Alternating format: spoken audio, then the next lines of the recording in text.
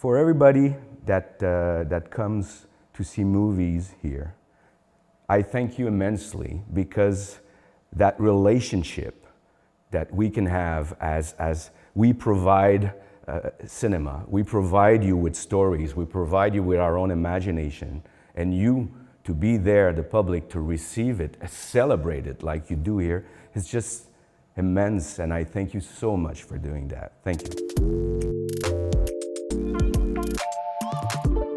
I feel so privileged to have my world premiere here, especially in the kids section.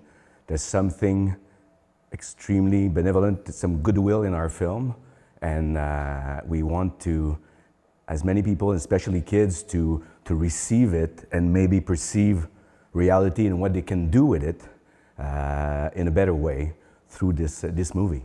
What was great about the novel, it's a bit autobiographical, but at the same time, the author invented a whole world for herself, is that how can you use imagination not so much as a tool to escape reality, but as a tool to create a better reality.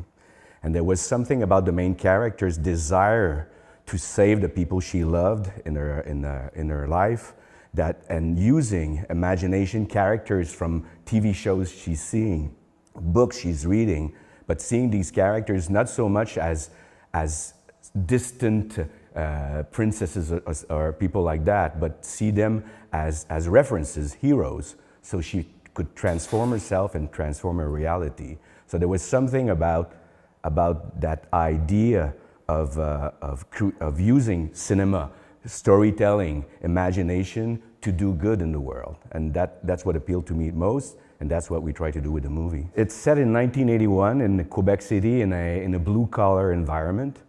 What is amazing about Quebec City is that it's close to the St. Lawrence River, but it's on a big rock.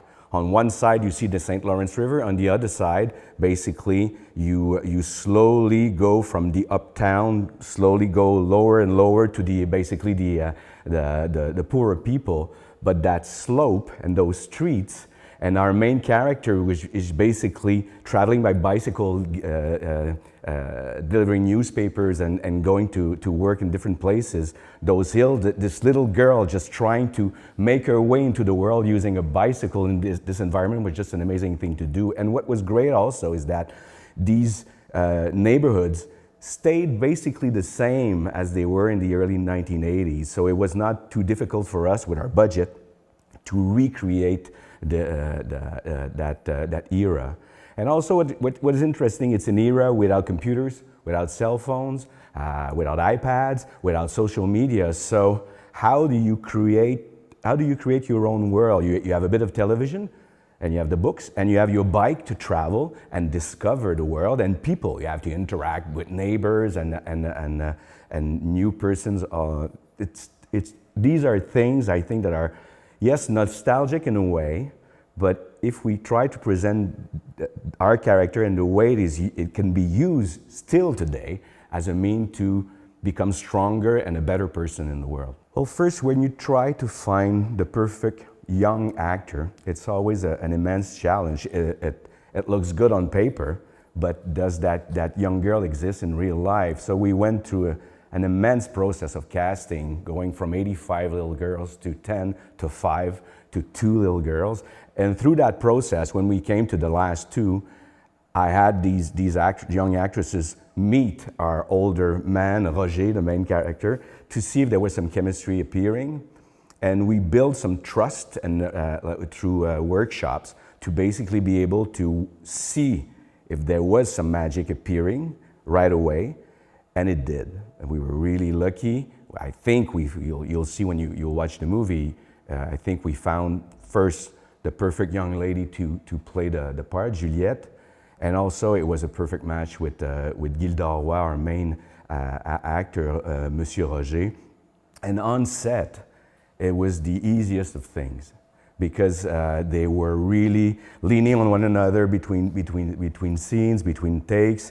They were joking. There was something really special happening. And I would say that even if the film was not a success, we did manage to create something really strong, a nice bond that we could see on camera and outside of the camera. There are two levels, I would say. First, there's one level that is for our own market. What is interesting is because we are here at the Locarno Festival, it gives a sense, it's always strange to say that, but it's like somebody gave us a blessing somehow for our own market, and our people will go and see it. Hopefully they'll go and see it because they'll hear about the movie and they'll think it's great. But somebody else already did think it was worthy of the festival. And for me, it's also, to this afternoon when we're presenting the film, it's an immense test to see if the things that are colloquial, that seem to belong only to our culture, how does it translate to an audience here? And that I'm so curious to discover what's going to happen. Hopefully, it will be Locarno, but the film will travel, and then every time I'll try to stay in the room to witness and hear, oh, they don't laugh there, oh, they don't feel it, or they do it at a place I wouldn't have thought so, and to understand better how to communicate and see how our reality that we're giving people is perceived, and that is just a fascinating opportunity that the festival gives us. And of course, Locarno is an exceptional, I mean, it's history. I'm extremely proud to be a part of that 77 edition, but at the same time, it's also that to be part of that big movement of cinema. And yes, as you say in the kids section, you want the younger people to feel that there's the history of cinema, but there's something that will go on through that storytelling process. And Locarno is just an amazing place to celebrate that.